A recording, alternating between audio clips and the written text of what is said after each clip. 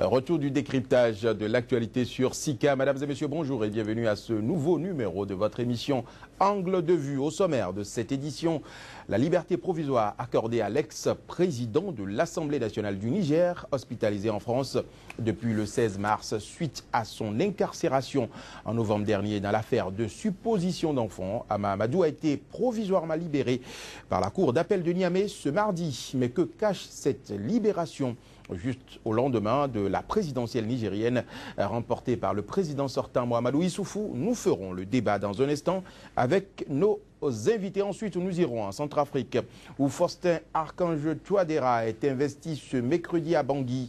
Avec nos invités, nous essaierons d'esquisser les défis et priorités qui attendent le nouvel homme fort de Bangui. Enfin, au Brésil, l'étau se resserre du moins autour de Dilma Rousseff. La présidente brésilienne acculée se retrouve désormais seule face à l'opposition qui met tout en œuvre pour la destituer pour raison de malgouvernance au sommet de l'État. Dilma Rousseff pourra-t-elle échapper à sa destitution? Quelle leçon peut-on tirer de cette expérience brésilienne pour les jeunes démocraties africaines? Du moins, le sujet sera débattu également dans cette émission. Mais avant de parler de tout ceci, Madame, Monsieur, je vous propose de faire un tour de l'actualité à travers ce flash d'informations. En Centrafrique, le nouveau président élu Faustin Archange Touadéra a investi ce mercredi à Bangui, dans le plus grand stade de la ville, en présence de nombreuses personnalités telles que le ministre français des Affaires étrangères et le président tchadien Idriss Déby. Cet universitaire fut de 2008 à 2013 le dernier premier ministre de l'ancien président François Bozizé.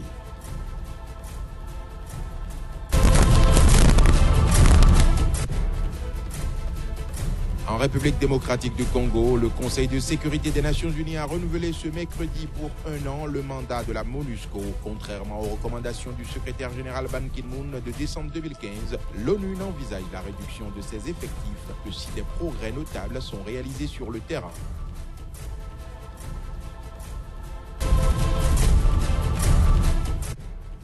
Enfin, en Côte d'Ivoire, le siège du Front populaire ivoirien a été transféré dans une maison située à 50 mètres de son ancien QG de campagne d'Atoban à Cocody. Et pour cause, un différend opposant la direction du parti à Nadi Bamba, la seconde épouse de l'ancien chef de l'État, Laurent Gbagbo, la propriétaire légale des lieux qui a souhaité récupérer son bien.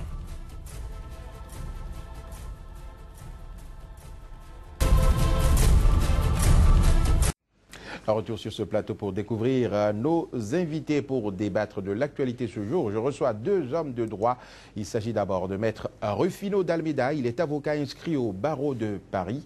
Maître Rufino d'Almeida, bonjour et merci d'accepter notre invitation. Bonjour, vous savez que c'est toujours un plaisir pour moi d'être ici. Plaisir partagé. J'ai également sur ce plateau un autre avocat, Maître Alain Ouroula. Lui, il est inscrit au barreau de Cotonou.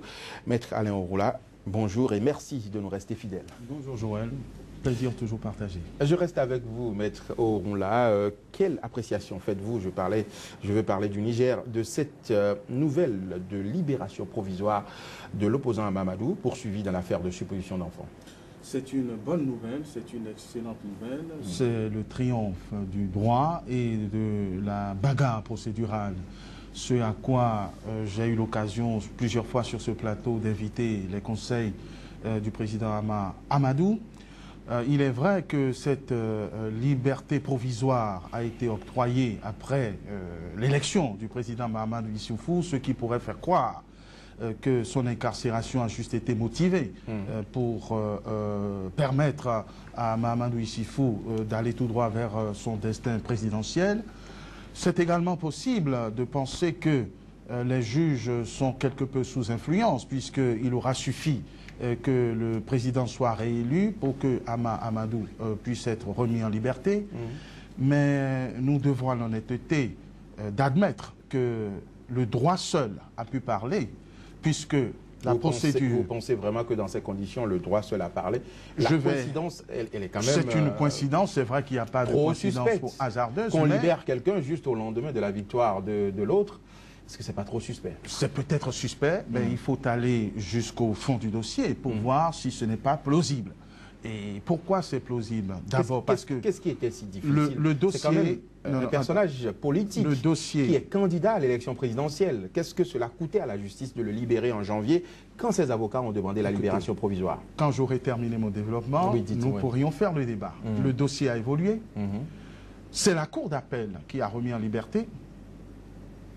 Et cette remise en liberté est intervenue après que le litige ait été disjoint. C'est-à-dire que la juridiction suprême a considéré que les faits de droit commun pour lesquels le président Hama Amadou était poursuivi devaient passer par une case judiciaire civile, c'est-à-dire qu'il faut établir le lien ou l'absence de lien entre les enfants supposés trafiqués et les personnes poursuivies avant que l'on avise d'une éventuelle réorientation pénale du dossier.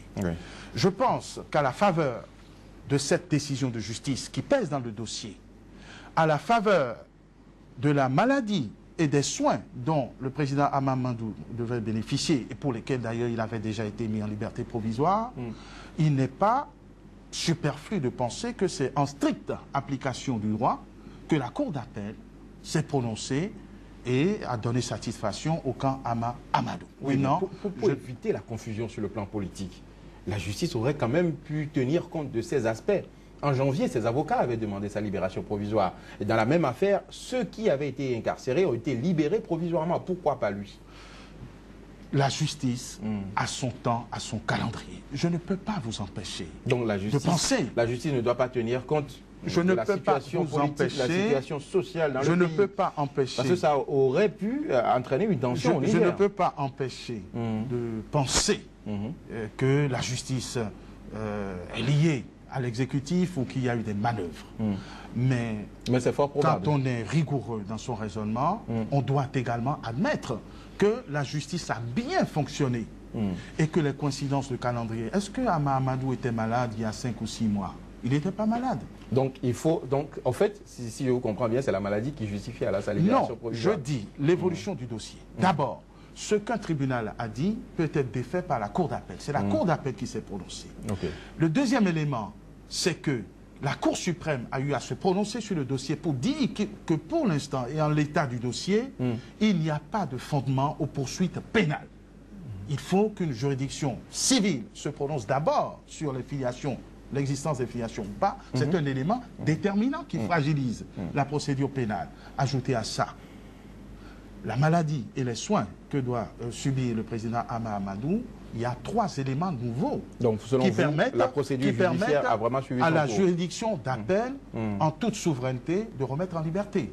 Ce ne serait pas honnête de s'attacher à un seul point sans vouloir me faire défenseur, sans vouloir me faire défenseur de la justice nigérienne. Maître d'Almeida Rufino, alors une libération provisoire qui intervient au lendemain de l'élection présidentielle qui a vu la victoire écrasante du président sortant. Alors, au même moment, ses avocats avaient demandé en janvier qu'on le libère pour qu'il puisse participer à l'élection. Comment est-ce que vous pouvez comprendre tout ce qui arrive actuellement à Niamey? Écoutez, j'ai écouté religieusement mon ami et confrère Alain Ouroula, qui est un avocat comme vous. Anciennement du barreau de Strasbourg, où j'ai fait mes études, donc on se connaît très bien. Non, je pense que Alain est trop optimiste. Il ne voit le problème que sous un seul prisme, l'évolution judiciaire, je dirais, du dossier. Mais il occulte totalement l'évolution politique. Il occulte le fait que les avocats ont demandé la libération d'un candidat, un candidat majeur à une élection présidentielle, qu'on incarcère, qu'on laisse à l'ombre durant le déroulement de toute la campagne. Et qui a été deuxième, qui devait aller au deuxième tour avec le président sortant. C'est inédit, c'est un fait inédit. Je pense que c'est peut-être la première fois dans le monde qu'un candidat arrivé au second bat campagne depuis sa prison. D'ailleurs, il a même appelé à boycotter le second tour parce que ce qui s'est passé est totalement inadmissible. Et comme par hasard, l'opposition a prédit un lendemain de succès infernal au président sortant. Oui, comme quoi, s'il ne recherche pas le consensus, l'opposition lui rendrait la gouvernance impossible. Et c'est pour cela d'ailleurs qu'il a appelé à la confection, à la composition d'un gouvernement d'union nationale. Est-ce qu'on peut gagner avec 92% des voix et demander un gouvernement d'union nationale? Ça veut dire qu'il y a quelque chose de suspect aussi. C'est un score léonien, stalinien aussi, je dirais, qui le gêne, qui le met quelque peu mal à l'aise. Il a cette gagné dans les urnes, peut-être légalement, mais il n'a pas la légitimité, puisque le taux de participation est très faible, le taux d'abstention aussi, le taux de participation est très faible, le taux d'abstention est très élevé. Alors aujourd'hui, certes il a gagné, mais il se retrouve au pied du mur, puisque sans son opposition, qui lui promet des lendemains difficiles, l'opposition a dit qu'après le 1er mars, donc après le 1er avril, elle considérerait le Niger sans gouvernement. Alors on peut en mettant en parallèle l'évolution du juridique, ou judiciaire plutôt du dossier dont parle mon ami Alain Roula, mais également l'évolution politique qu'a connu le Niger ces derniers jours, ces dernières semaines, pour comprendre la libération forte opportuniste de cet opposant très célèbre. Si je comprends bien votre raisonnement, Maître Dalbeda, vous y voyez la main du pouvoir dans cette libération provisoire? Écoutez, il faut vraiment se mettre des œillères pour ne pas y voir, pour ne pas y voir les grosses pattes du pouvoir. Oui, parce que quand même, au moment où, d'abord je me réjouis pour la famille de Hama-Amadou, qui va retrouver, comment dirais, le père de famille, je m'en réjouis. Mais enfin, pour la justice nigériane, certes, on peut dire d'une certaine manière que c'est une victoire, que c'est le droit qui a parlé, mais on peut aussi dire que la politique s'est exprimée. Et ce point a peut-être été oublié par mon ami et confrère. Maître Alain Roula, vous avez oublié de considérer l'aspect politique du dossier. Ce point n'a pas été parce que Hama-Amadou n'est pas n'importe qui quand même. Ce point n'a pas été oublié. D'abord parce que sur ce plateau, j'ai commencé par dire qu'on pourrait penser, et j'ai tiré les conséquences, d'une part, que la justice est aux ordres. Et que, d'autre part, celui qui ordonnerait à la justice, maintenant qu'il a gagné, peut laisser le président Hama-Amadou partir. Donc, je n'ai pas occulté. Oui, mais si la justice tenait compte des considérations politiques, elle aurait pu trouver la manière pour libérer Hama-Amadou pour les élections. Moi, j'invite à un débat honnête. Il y a des raisons fondamentales pour deux juristes, deux avocats, qui pèsent dans la mise en liberté. Pourquoi occulter celle-là et ne s'attacher qu'aux conséquences supposées politiques, aux effets politiques? On n'occulte pas, mais on voit sous l'angle politique également. Oui, mais ne voyez pas seulement sous l'angle politique. Moi, je considère que la justice, même au Niger, n'est pas aux ordres de l'exécutif. Et d'ailleurs, ce serait dangereux si le président Mahamadou Issifou avait eu le pouvoir d'enjoindre à la justice de mettre en liberté un justiciable, fut-il ancien président de l'Assemblée, au motif qu'il doit participer à une compétition politique. Est-ce que le fait d'être candidat à une élection présidentielle vous soustrait du droit? C'est une grosse interrogation. Je n'ai pas terminé, ça c'est la première question. La deuxième question, est-ce qu'on n'aurait même pas pu être tenté de dire, puisque vous êtes poursuivi pour des questions pénales, vous n'étiez pas éligible à la candidature, ce qui n'a pas été fait. Oui, mais il n'était pas encore condamné, donc il était poursuivi. Il suffit d'être impliqué, s'il vous plaît. Écoutez, on ne va pas reprendre ce débat. Que prévoit le code électoral du Niger? Le code électoral du Niger, comme partout ailleurs, prévoit que l'on doit être de bonne moralité. Oui, il n'est pas encore condamné. Il n'est pas encore condamné. Je sais très bien. Alors, Maître Dalbeda, est-ce que quelque part, Hama-Amadou lui-même n'est pas responsable de ce qui lui arrive? Il aurait pu attendre dans le pays au moment où il était accusé dans cette affaire. Il a fui. À partir du moment où il fuit, est-ce à dire que... Est-ce qu'il ne représente pas un danger? La justice n'a pas raison de le garder justement à prison. J'en conviens parfaitement qu'il n'aurait peut-être pas dû fuir du pays. Il a également eu une communication de défense qui m'a paru un peu légère, d'autant plus qu'il n'a pas voulu se soumettre au test ADN. Mais enfin, il faut rappeler un principe fondamental du droit, qui est que la détention préventive doit être l'exception. Il n'a pas été condamné. Donc la détention préventive doit être l'exception. Oui, mais il pouvait fuir encore à nouveau. La seule question qu'il faudrait se poser est la suivante. Est-ce que oui ou non, Hama-Amadou présentait des garanties de représentation? Est-ce que c'était Kidam? Est-ce qu'il n'y avait pas sa famille? Est-ce qu'il n'est pas revenu de lui-même? Oui, mais il avait sa famille, pourtant il est parti, il était parti.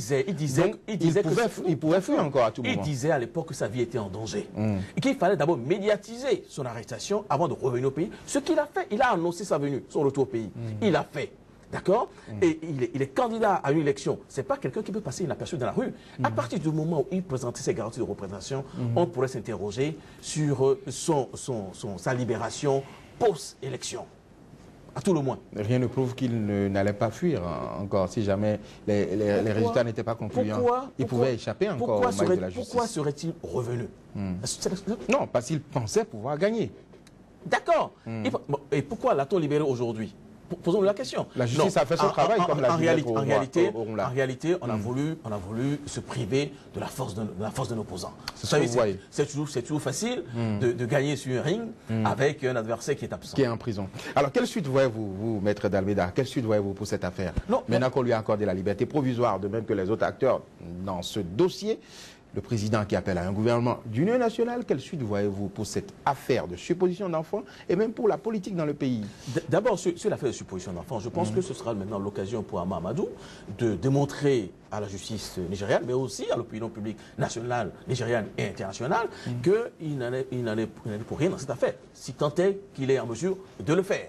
Parce que maintenant, il est libre de ses moyens, il pourra galvaniser, comment dirais-je, constituer le corpus d'avocats qui le défend, peut-être de renforcer ce corpus pour se défendre à merveille. Sur un plan politique, je crains des lendemains quelque peu difficiles pour notre voisin. Quel lendemain difficile, puisqu'il demande au gouvernement d'union nationale? Vous savez très bien. Il suffit juste de proposer à Amadou de venir être ministre d'État ou bien de revenir prendre une place intéressante. Ça va se régler. Sauf que le Rubicon a été franchi. Je crains que, en l'état des interrogations, en l'état du cantonnement des forces politiques au Niger, j'ai bien peur que l'opposition n'accepte jamais cette main tendue. Sauf, nous sommes en Afrique. Je dis bien sauf, je n'ai pas fini. Oui. Sauf au président élu de faire comment dirais-je, de faire un geste politique fort, un geste attrayant. Il a déjà fait, en demandant un gouvernement d'union nationale. Vous savez, moi je pense que cet appel à un gouvernement d'union nationale est beaucoup plus destiné à l'opinion publique internationale que locale. Donc, vous pensez qu'il ne va pas proposer un poste, par exemple, à Mamadou ou bien aux responsables de son parti? Pour l'instant, on voit bien qu'il entend séduire, plutôt rassurer ses amis socialistes français. D'ailleurs, se sont dépêchés de le féliciter, ce qui a d'ailleurs quelque peu déprimé les candidats malheureux à cette élection, notamment le troisième, qui a aussitôt dénoncé cette précipitation de la France en parlant de deux mesures. Mais tout dépend de la manière dont le président élu aura géré cette affaire. S'il fait une proposition politiquement acceptable à l'opposition, je pense que, comment dire, peut-être qu'il en irait pour des lendemains meilleurs pour cet État que chacun souhaiterait voir calme, apaisé et surtout que le Niger ne devienne pas le Burundi. Les jours à venir, nous le dirons. Maître Alain Obonla, vous voyez quelle chute pour cette affaire? Le Niger, dans les jours à venir, comment vous le voyez? Je pense que le président Mahamadou Issifou, à qui on jette tous les torts, fait plus preuve de responsabilité. D'abord, une chose est certaine, il n'y a pas que le président Mahamadou comme opposant au Niger. Il y en a au moins 3 ou 4 principaux qui pouvaient faire le second tour. Ils ont décidé de ne pas y aller.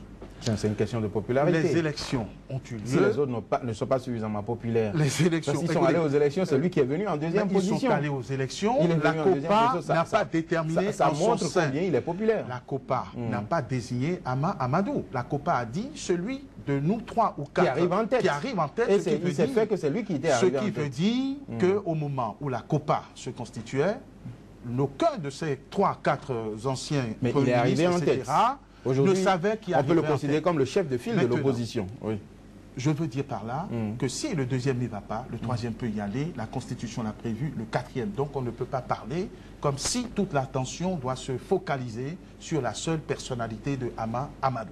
C'est un deuxième confortable. La deuxième chose, c'est que il est incontestable que le président Mahamadou Issifou a gagné les élections. Et c'était d'ailleurs parce que l'on sait qu'il allait gagner, puisqu'il est arrivé avec... Il ne pouvait pas gagner parce qu'il était seul. Ce serait bien. Il ne pouvait ne pas gagner. Il était arrivé avec 48%. Il a obtenu un ralliement décisif, celui de l'ancien transfuge Yacouba, qui avait 4,4%, ce qui faisait les 52%, ce qui a motivé le boycott. 4% donc, par rapport au score des autres.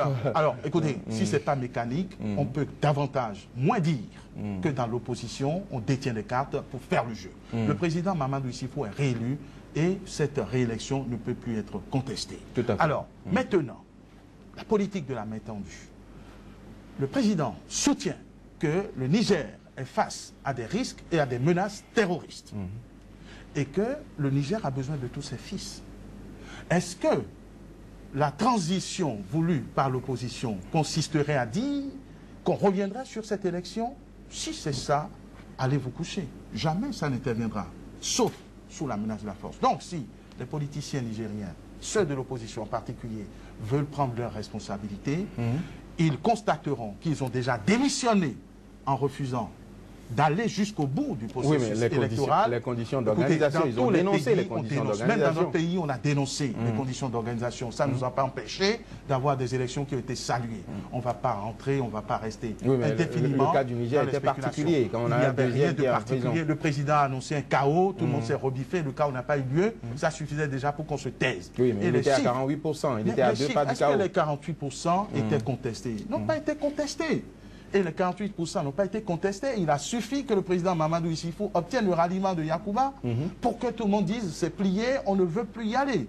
Bref, moi je suis en train de parler du devenir du Niger. Tout à fait. Si les politiciens de l'opposition veulent prendre leurs responsabilités, soit ils laissent le président Mamadou Issifou gouverner en bon démocrate, ils reconnaissent que leur stratégie n'a pas payé, soit ils viennent à la table de négociation et acceptent ce qu'on leur donne. Mais ils ne peuvent pas exiger le départ du président Mamadou Issifou. Ça ne se fera pas aussi facilement. Nous ne faisons que faire le décryptage comme nous le voyons justement. Nous voyons l'actualité au Niger de notre côté. Les réalités politiques sont ce qu'elles sont. Les jours à venir, nous donnerons plus de précisions sur ce qui se passe au Niger. Madame, Monsieur, ce sera tout pour notre premier sujet de ce jour. Sans transition, nous lançons le deuxième débat de ce jour. Nous prenons à présent la destination de la Centrafrique où Faustin Archange Touadéra est investi ce mercredi à Bangui. Mais quelles devront être les premières priorité du nouvel homme fort de Bangui dans un pays miné par plusieurs années de guerre civile, de pauvreté et d'une longue transition? Le débat, ce sera après cette virgule.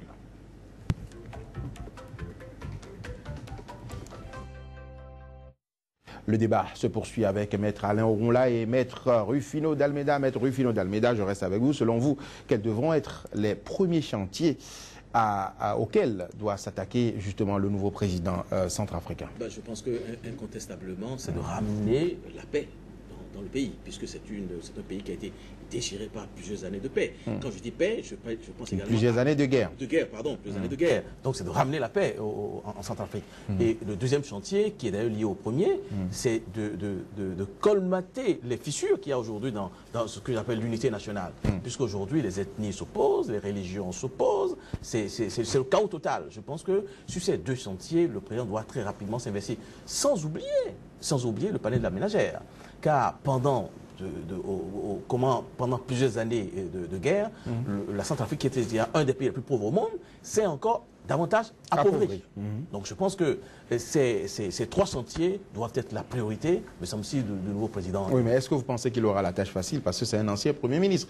Il a été Premier ministre de l'ancien président François Bozizé. Est-ce que vous pensez qu'il aura la tâche facile? Parce qu'on le veuille ou non, il a ses anciens collègues, ses anciens amis qui vont certainement vouloir l'influencer.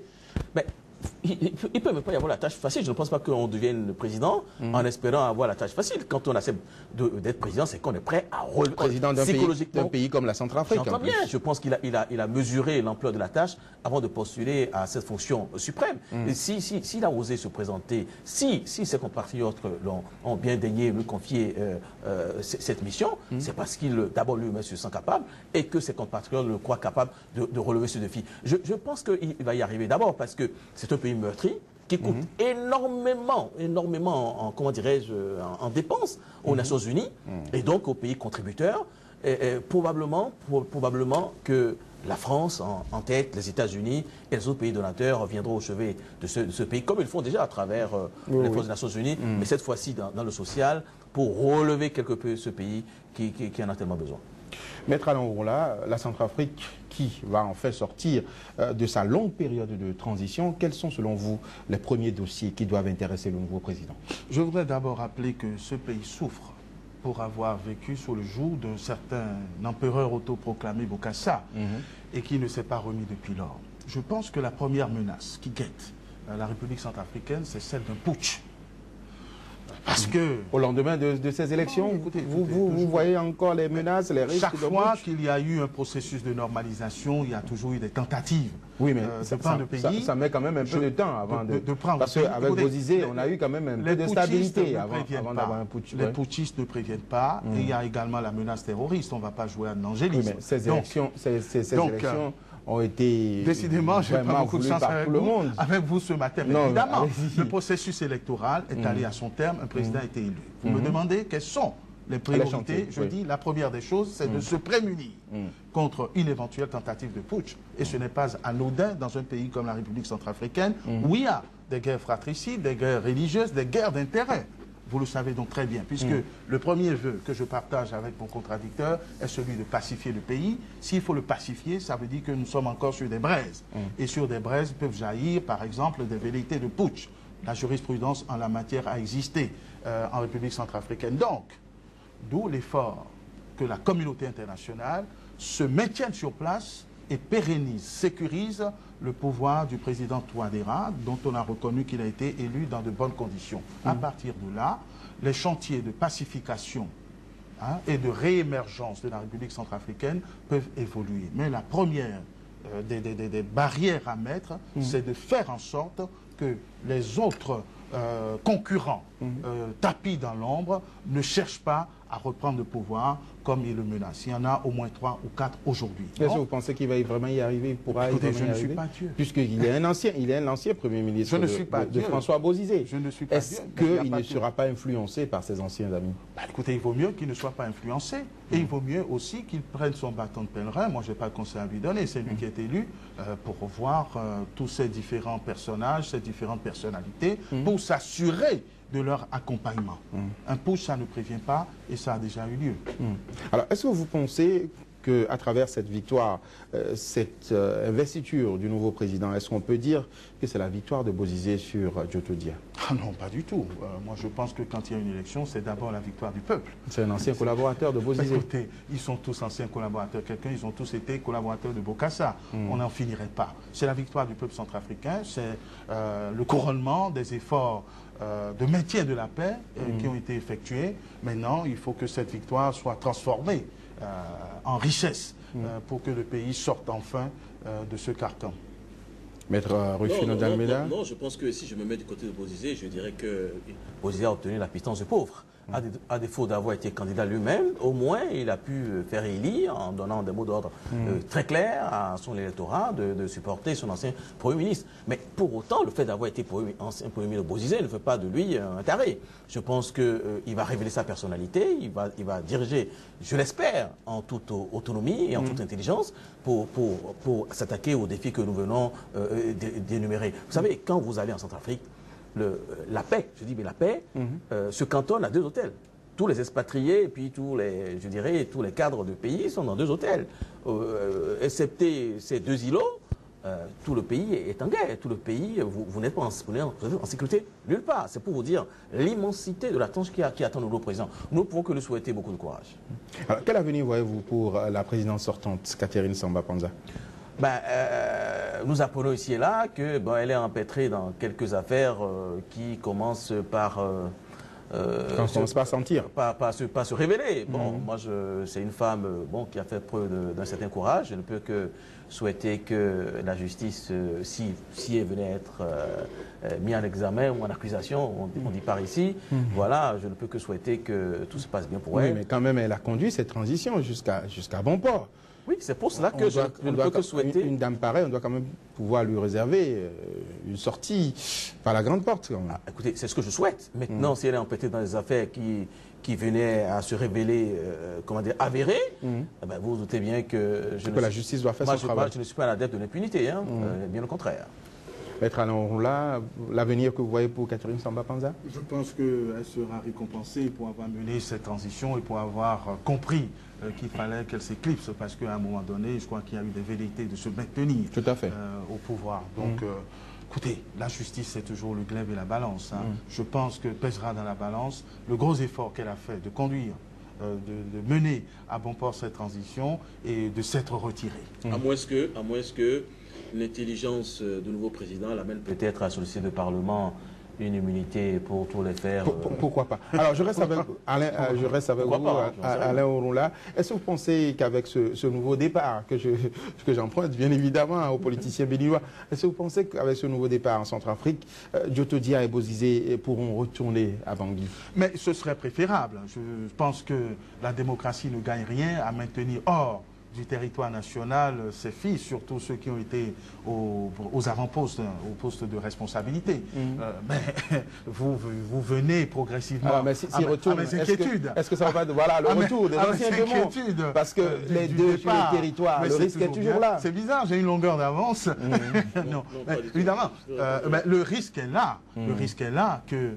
il y a toujours cette volonté de revanche et de reconquête du pouvoir dès qu'il y a un petit espace. Non, je pense qu'on doit faire l'effort de dépasser ces craintes, de prendre des mesures, des garde-fous en quelque sorte, de dépasser ces craintes et de laisser tous les fils de la Centrafrique rentrer et construire le pays. C'est pour ça qu'il y a un devoir de vigilance et de maintien d'une certaine forme de la communauté internationale pour observer, anticiper et guérir ces éventuels syndromes de Pupuch.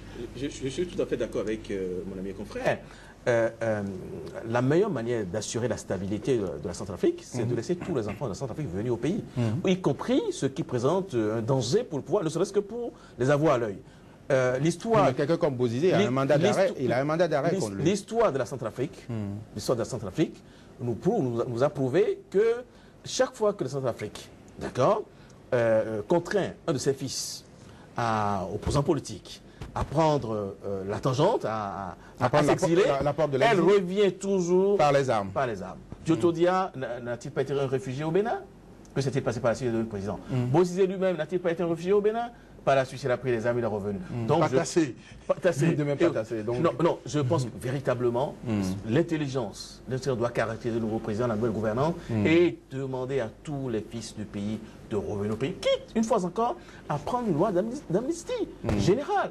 Car la paix a également un prix. Et ce prix-là, il faut oser le payer.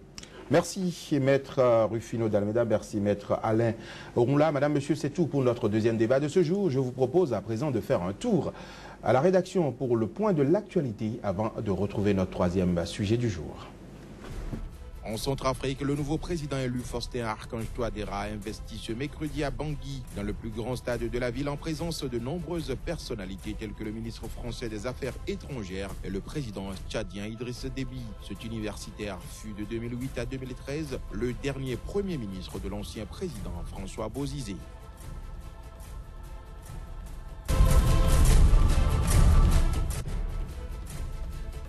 En République démocratique du Congo, le Conseil de sécurité des Nations Unies a renouvelé ce mercredi pour 1 an le mandat de la MONUSCO. Contrairement aux recommandations du secrétaire général Ban Ki-moon de décembre 2015, l'ONU n'envisage la réduction de ses effectifs que si des progrès notables sont réalisés sur le terrain.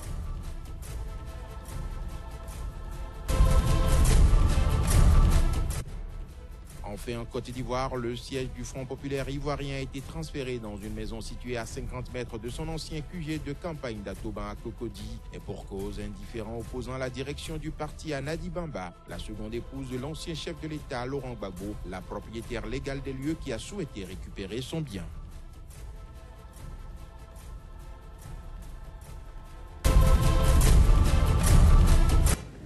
Le débat se poursuit sur Sika. Au Brésil, Dilma Rousseff a le dos au mur, lâché par son principal soutien. Le parti centriste, la présidente brésilienne, doit désormais faire face seule à son destin.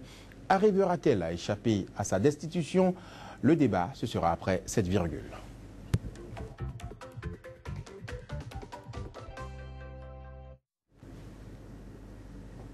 Je poursuis cette émission avec mes invités, tous deux avocats, Maître Alain Orunla et Maître Rufino d'Almeida. Maître Alain Orunla, je m'adresse à vous directement. Est-ce que vous pensez que la présidente Dilma Rousseff arrivera à renverser la tendance au regard de l'actualité dans ce pays? Difficile parce que l'étau se resserre et nous nous acheminons de plus en plus certainement vers une procédure de destitution. Mais elle se bagarre et je souhaite qu'elle arrive à inverser la tendance. Elle se bagarre parce que, je vous rappelle aimablement, qu'il faut contre elle les 2/3 du Parlement. Je crois savoir que des tractations sont en cours pour éviter que ce seuil ne soit atteint. Alors, il faudrait aussi prendre en considération le travail, parce que là aussi, on manque de discernement. Je crois que c'est une présidente dont le travail à la tête du Brésil n'est pas contesté. Son travail est remarquable, ce qui a motivé sa réélection. Réélection à la suite d'un autre qui est empêtré dans les scandales et qui a beaucoup apporté au Brésil.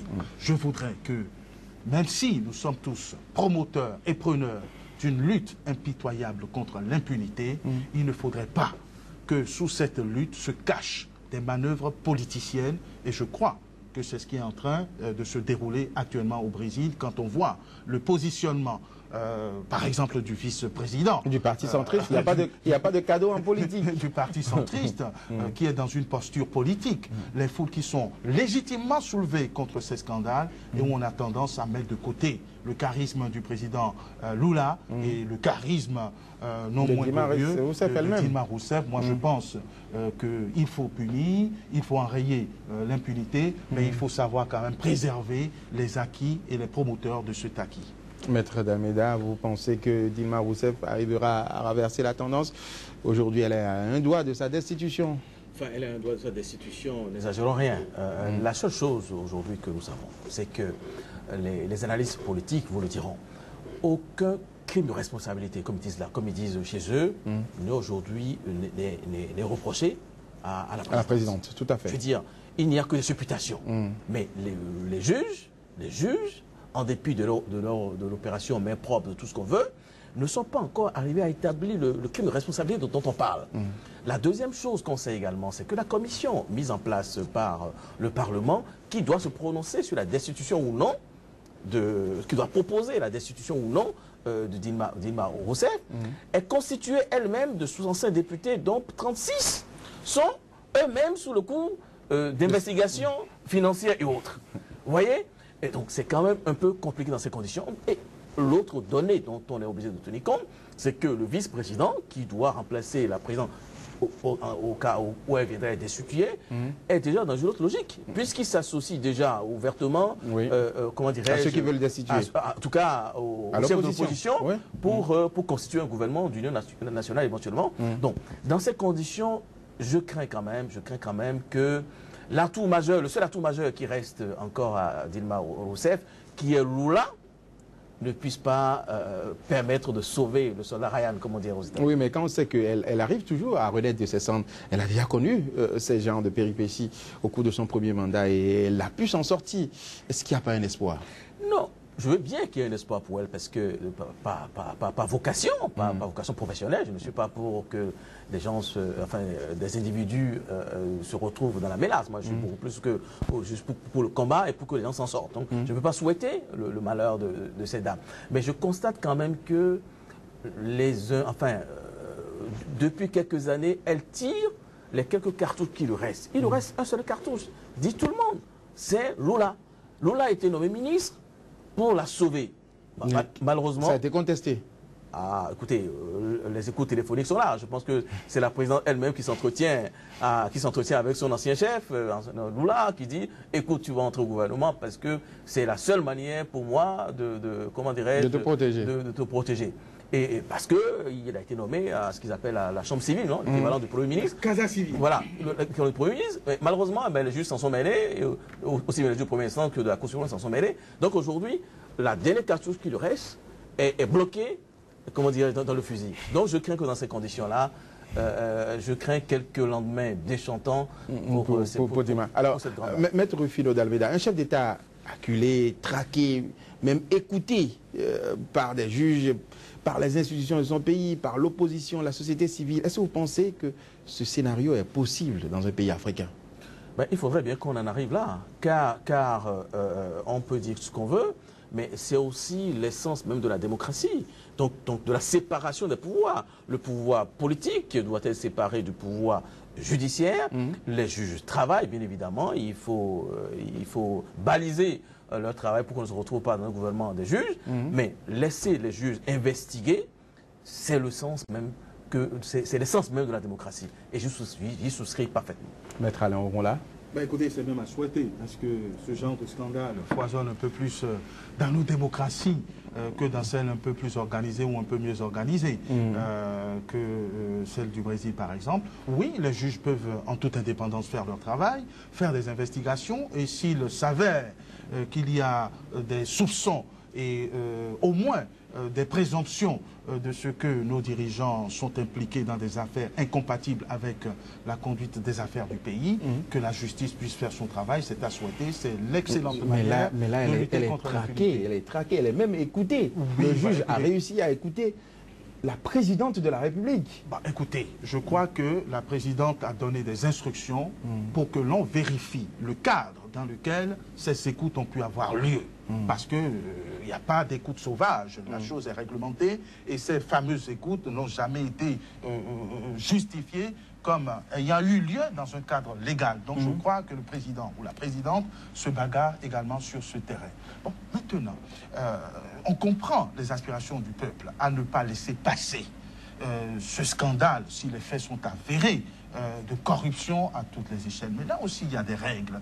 Quel est ce zèle des juges qui n'observent pas, par exemple, la présomption d'innocence? Quel est ce zèle des juges? Et là, je trouve mon ami un peu en difficulté, qui voudrait qu'on abatte coûte que coûte la présidente parce qu'elle tenterait de protéger un ancien président, etc. etc. Non, moi je pense que point trop n'en faut. Il faut faire les choses dans la mesure, parce que dès qu'il y a dans la démesure, dès qu'il y a de l'excès nuit, c'est connu, et l'abus du droit est également nuisible et doit être plus ou moins... Je rectifie tout de suite, je n'ai jamais souhaité que Dima Roussel soit abattu, contrairement... Non, je parlais d'un autre sujet. Ah bon, d'accord, j'espère bien. Oui. Alors, une chose est reconnue quand même, à la présidente Lula Roussel et à son prédécesseur, le président Lula, c'est qu'ils n'ont jamais interféré dans les affaires de justice. Et c'est tout en leur honneur. Vous savez que les élections, il y a quelques élections dans la zone ouest africaine et que certains présidents ont distribué de l'argent à ciel ouvert, ont corrompu les consciences à ciel ouvert. Si nous étions dans un système comme le système brésilien, nul doute que ces présidents ou ce président-là aurait été... Allez répondre devant la juge. Donc, voilà. Si je comprends bien, c'est la principale leçon, selon vous, que nous devons tirer de cette expérience brésilienne pour les démocraties africaines. L'indépendance de la justice. Nous devons tendre vers cela. L'indépendance de la justice et la probité de nos aspirants dirigeants. Oui, mais au regard de ce qui se passe au Brésil, si cela se passait dans un pays africain, est-ce que vous ne voyez pas les risques d'un coup d'État? Parce que là, ça tire suffisamment sur le plan politique. Les militaires, en Afrique, on sait qu'ils ne sont pas suffisamment patients. Non, pas forcément. Je veux dire, un conflit entre politiciens, essentiellement, avec l'instrumentalisation plus ou moins criante de la justice, je pense que c'est de la politique. Vous pensez que si cela arrivait dans un pays africain, tout allait bien se passer? Dans un pays africain, en tout cas dans un pays comme le mien, le chef a toujours été démenti. Écoutez, et puis nous avons vu au Burkina Faso une tentative de coup d'État qui n'a jamais abouti. Au Niger, une tentative qui n'a jamais abouti. On n'a pas eu une affaire d'une ampleur aussi... L'affaire n'est pas aussi tendue. C'est fini. L'époque où on pense que tous les militaires réfléchissent de la même façon et qu'il suffit simplement d'un gugus qui prend les armes pour que tous les autres généraux ou les autres officiers suivent. Là, ce ne serait pas la faute des militaires, ce sera la faute certainement des politiques, qui passent leur temps à faire une guerre de politique, de politiciens à la tête de l'État. À un problème politique, une solution politique. C'est pour cela que je vous parlais tantôt de baliser l'action des juges pour qu'on ne tombe pas dans un gouvernement des juges. Mais s'il se trouve que les politiques sont corrompus et que c'est une corruption généralisée, comme c'est le cas au Brésil, c'est une corruption générale. Petrobras, nous ne le cachons pas. Aujourd'hui, il est prouvé que Petrobras a financé tous les partis, y compris le parti des travailleurs, donc le parti de Lula et de la présidente Dilma Rousseff. Donc à partir de là, je pense que les coupables, s'ils venaient être identifiés, ils doivent répondre de leurs faits. Merci, maître Rufino d'Almeida. Merci, maître Alain Orunla. Madame, monsieur, ce sera tout pour votre émission Angle de vue de ce jour. Pendant 45 minutes, nous étions tour à tour au Niger pour apprécier la libération provisoire de l'opposant Hama-Amadou, puis en Centrafrique avec l'investiture du tout nouveau président, et enfin au Brésil où la présidente Dilma Rousseff se retrouve de plus en plus seule. Merci de nous avoir suivis. L'information se poursuit sur SICA, notamment sur notre site internet www.sicatv.info.